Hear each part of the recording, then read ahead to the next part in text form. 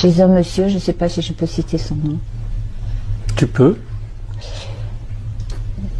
Chez monsieur Attali. Des dizaines, des centaines de ces applications. Et on parlait de dépopulation. Mais il y a des gens qui ne comprennent pas comment fonctionne la surmortalité. C'est-à-dire qu'on peut avoir, par exemple, 100% de surmortalité dans un groupe d'âge et ça ne change finalement absolument rien à la démographie. Et on parlait de dépopulation. Moi, j'ai cru qu'il plaisantait. Je crois que c'était un joke. Ça peut avoir l'air gigantesque, même 50% de surmortalité ou 80% de surmortalité. Mais au total, les chiffres restent petits. Mais vous avez vu le joke où on est? Il faudra à un moment, il y a trop de population sur Terre, donc il faudra à un moment trouver une solution ou un vaccin, dit-il. 77. Qui aidera. Et les faibles, les innocents, en demanderont et iront à l'abattoir. Enfin, c'est pas exactement ces mots, mais c'est dans cet esprit. À mes côtés cette semaine, Jacques Attali, avec lequel j'ai le sentiment d'entretenir une conversation, ma foi, depuis 25 ans peut-être. Jacques Attali, bonjour. Absolument, vous êtes un ami, La question que je me pose aujourd'hui, c'est francs-maçons, vecteurs de dépopulation, sont-ils des vecteurs de dépopulation? Ce qu'on sait désormais pour sûr, selon leurs propres mots, ils s'en vendent partout, là, ce sont eux qui sont derrière l'avortement et derrière l'aide à mourir, qui est le meurtre et un suicide. Donc, est-ce que ça se pourrait là, que ces mêmes philanthropes aient les mains mêlées, trempées, emboîtées dans la campagne massive de vaccination qui a eu lieu, là? Sûrement pas, parce que selon l'agent 01717, eh bien, il n'y a pas d'hécatombe. De quoi qu'ils parlent là, en secret dans leur loge, là, et dans les Uber-loges surtout, là, tu sais, où ça se passe vraiment, les arrière-loges. Ils parlent de quoi, là, de Big Mac, le Whopper, ça va être quoi qu'ils vont mettre quelle sauce dedans le prochain coup, là? On sait pas, là, mais heureusement, grâce à l'agent 01717 Alexis Cossette, là, on est secure, c'est pas le cas, il n'y a pas d'hécatombe, il n'y en a pas, là. Je crois que le chiffre officiel qu'il nomme, c'est 17 millions d'agents 01717. Je sais pas, c'est peut-être le hasard, là, pas 16, pas 18. Ben, je sais pas c'est quoi la définition d'une hécatombe, je le sais plus, là. Parce que si on se fie que autant de millions, selon les chiffres officiels, c'est pas une hécatombe. Donc, les chiffres des deux guerres combinées mondiales, c'est pas une hécatombe non plus. Là, je vais démontrer aujourd'hui, parce qu'il faut enchaîner, là, que les francs-maçons, là, ils aiment bien ça, manger du curé. Ça fait longtemps, là, parce que la franc-maçonnerie a été créée pour détruire la Sainte Église catholique, là. Puis ça, c'est indiscutable. Même eux le professent avec joie, là. Mais ne pas oublier que les francs-maçons, ce sont des menteurs nés, là, parce qu'il y en a au Québec qui se disent catholiques full patch, alors que tu es excommunié de facto, là. Puis ils disent ça aussi, là.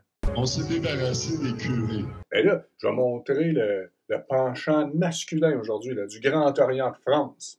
Nous sommes en guerre. Allons plus loin encore, plus loin toujours. En hommage à ceux qui reposent ici et ont combattu la femme, il nous faut aussi faire digue face à la nappe qui s'étend de la dictature ecclésiastique, celle qui prêche la prière des votes, le retour des cilices, la pudeur des corps, l'effacement des femmes, la punition de ce qu'elles appellent déviance sexuelle, l'emprisonnement de la mort, la sacralisation de la souffrance, bref, la soumission à de petits architectes de l'univers. Les francs-maçons s'en sont affranchis il y a 150 ans.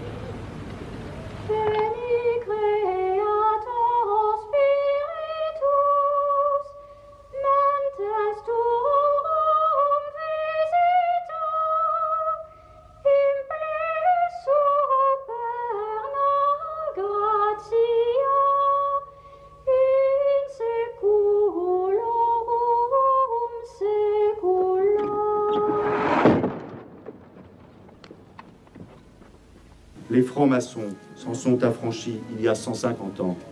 Et je le dis ici solennellement, m'adressant à tous ces élus, jusqu'au plus haut sommet de l'État, qui violent à toute bonne occasion clientéliste la loi de 1905, ces politiciens extrémistes qui ont la laïcité à géométrie variable, nous sanctionnerons toute complaisance à l'égard de ces courtisans des ténèbres. Je voudrais, à cet instant, évoquer la question de la fin de vie, en me félicitant des convergences exprimées par les grands maîtres et grandes maîtresses des obédiences ici présents, encore la semaine dernière à l'Assemblée nationale. Il nous faut pouvoir émanciper notre mort comme nous sommes en mesure d'émanciper notre vie. C'est là une question de libre arbitre, de respect de l'humain et de son autonomie.